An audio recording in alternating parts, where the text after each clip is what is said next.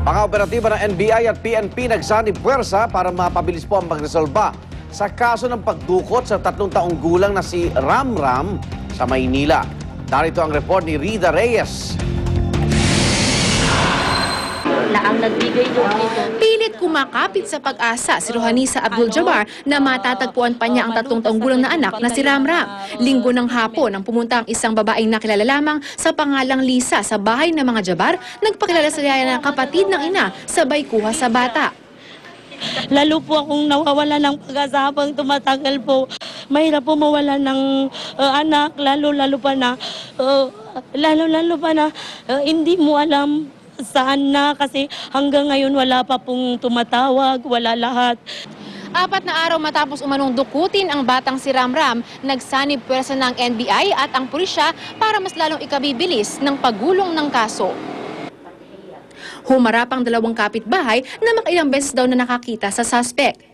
Ito ang artist sketch base sa pagkakalarawan ng 2 kapitbahay. Ikinumpara sa artist sketch batay naman sa paglalarawan ng yaya ni Ramram na si Ula. Wala talagang muka na ganito, napakalayo ang muka nito. Hinala ng ina ni Ramram ang dating kapitbahay na si Siti Melva na nakakusunod sa kanyang anak noon ang dumukot sa bata. Gustong-gusto nitong Siti yung anak nito, itong nawala, itong Ramram. May possibility na pinag-interesan niya yung bata. Kasi from katulong, kinuha ng Lisa, posible na ibinigay dito sa kung sino man ang nagpautos, di ba? Tinitignan din ng pulisya ang kuha ng isang CCTV camera sa kalapit na warehouse kung saan nakuha nito ang pagdukot kay Ramram. So yung from June 28 to July 4 na inabot na yung bata sa tao. Magbabase yung action namin kung ano yung namin sa CCTV. Makukuha namin doon. Para sa unang balita, Rida Reyes reporting.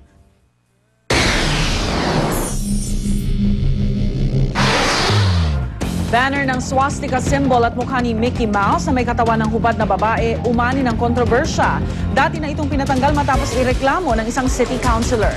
Pero muli itong ikinabit para sa advertisement ng pagbubukas ng isang art exhibit doon. Illegal po kasi sa Poland ang paggamit o pagpapakita ng anumang imaheng may koneksyon sa mga Nazi. Depensa ng manager nito, isang form of art ang banner na tinawag na Nazi Seximus at hindi raw ito pagpupugay sa swastika. Batang lalaki na iligtas matapos ang 20 oras na pagkakulong sa balon. Nahulog ang 7 taong gulang na bata sa balon na may 50 talampakan ang lalim. Gumamit pa ho ng kamera ang mga rescuer para matunton ang kinaroroonan ng bata. Agad namang isinugod sa ospital ang bata matapos maiahon mula sa balon. Mga mambabatas sa Taiwan nagsapakan. Nagkainitan po ang mga mambabatas kaugnay sa isang panukalang trade pact sa pagitan ng Taiwan at China. Nang hindi na magkasundo, nagrambulan na ang mga mambabatas. Iginigiit po ng mga mambabatas na kasapi ng Democratic Progressive Party na buksan ang debate kaugnay sa panukala, pero hindi ito pinayagan ng ruling party na nationalists. Amazing balita! Libingan ng mag-amang may panunukulan sa ancient Egypt na diskubre ng mga archaeologists ang mag-amang sina Shen Was at Khonsu na nilbihan bilang mga pinuno ng royal scribes o yung mga tagapagsulat ng royal family. Ayon sa mga archaeologists, isa na raw ito sa mga pinakamakulay na libingan na kanilang natagpuan. Makikita rito ang malinaw na wall painting at artifacts na pinanwala ang ginawa pa noong 2000 BC.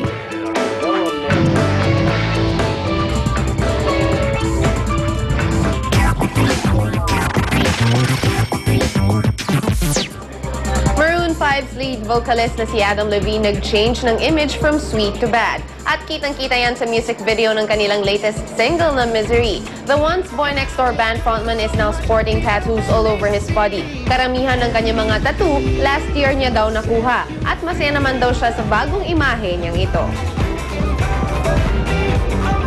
Damn, maybe I went a little overboard. It spirals out of control. Yeah, all of a sudden I'm like covered, but I love them. I stick by them. I think they're cool.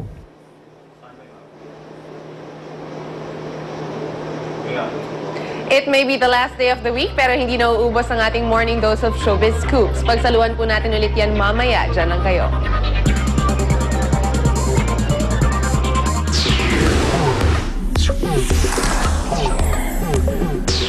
Makibalita tayo sa lagay ng trapiko mula kay Laban Yuver. Love.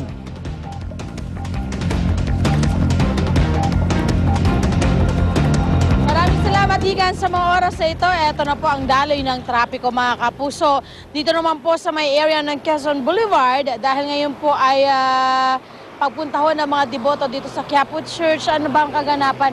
Wala lang masyadong sobrang poproblemahin ng ating mga motorista. Pera na lang po dito sa may paglapit nyo ng Quiapo Church. May konting abala. Konti lang naman ho kayong makakaharap na abala. Pagdating nyo naman po sa may area ng Quezon Bridge, magiging maayos na po ang inyong pagbiyahe patungo po ng Loton area or patungo ng Taft Avenue. Ang kaliwang bahaging lane naman po ng Quezon Boulevard, yung mga patungo ng Espanya, Laong-Laan at Liwasalang, magiging maayos po at napaganda naman po ng daloy ng trapiko. Sa Philcoa naman mga kapuso, via 3G, ito naman po ang daloy ng trapiko dyan sa may area ng Quezon City sa Commonwealth. Uy, hindi yan. Yan po ay Indomingo mga kapuso. Kahabaan po yan ng Indomingo sa may San Juan. Makikita ho natin ang magkabilang lane. Yung kaliwa ho ay patungo ng Ortigas Avenue at yung kanan naman ay patungo ng Quiapo and Divisoria area na nakikitaan pa rin naman ho ng tuloy-tuloy na daloy ng trapiko. Ang EDSA Kamuning flyover, isunod po natin. Makikita ho natin sa kaliwa ang mga patungo ng Norte at Monumento na walang kaproblema. Ang kanang bahaging lane na yan na po, nagkakaroon na po ng pagbigat mula flyover hanggang makababa ko kayo ng EDSA Cubao. Oops, may konting abala lang po, mukhang nagkakaroon ng choke point doon ho sa may area malapit po sa isang eskwelahan. Kaya naman po doon yun din ho mga patungo ng Aurora Underpass, nagkakaroon na rin po ng pagbigat sa mga oras na ito. Meron ho tayong coding ngayong araw, mga plaka hong nagtatapos sa numbers 9 and 0. At yan po muna ang aking update sa ating mga kalsadaan sa Metro Manila. Ako pa rin po nag-iisang reyna ng kalsada, Laban Yuver. Balik sa'yo, Igan. Maraming salamat, Laban Yuver. Tuloy-tuloy pa rin po ang pakibahagi ng mga youth scooper sa ating pagbabalita. Tulad ng tree planting activity na idinaos sa Agoo, La Union, 200 Boy Scout, Girl Scout, Cadet, Reserve Officer at mga volunteer ang lumahok sa pagtatanim ng 2,000 mahogany seedlings. Pinadala po yan ni Youth Scooper Jean Bowado. Pwede pa rin kayo magpadala sa Youth Scoop ng mga video, litrato ng mahalagang balita.